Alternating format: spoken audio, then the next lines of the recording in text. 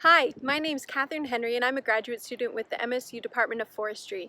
I am originally from Pennsylvania, but I currently live in Lansing, Michigan, and today I'm here to share with you one of my favorite trees, which is found on our campus here at Michigan State, which is sugar maple, or Acer saccharum.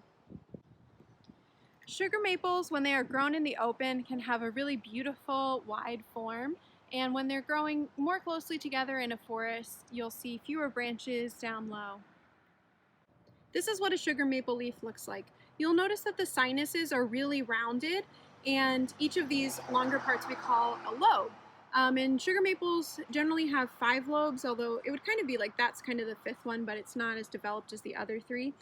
You'll notice that on sugar maple, as with all maples, the veins come out from the same spot. These major veins originate from the base.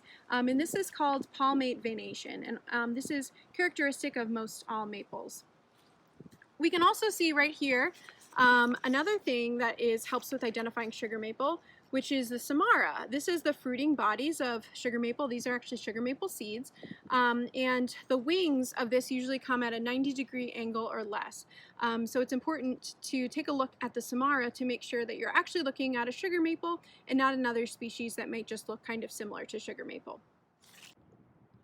Sugar maple has opposite branching, so you'll see that there's a branch and then there's a branch right opposite of it.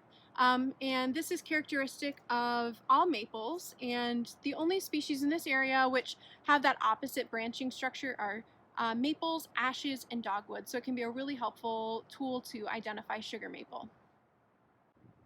The bark on sugar maple can look rather platy, especially when you're looking at an older specimen. And when it's a younger tree, it might look kind of gray and more smooth. And looking at this branch right here, this is kind of what the bark would look like on a younger sugar maple tree, so you can see that.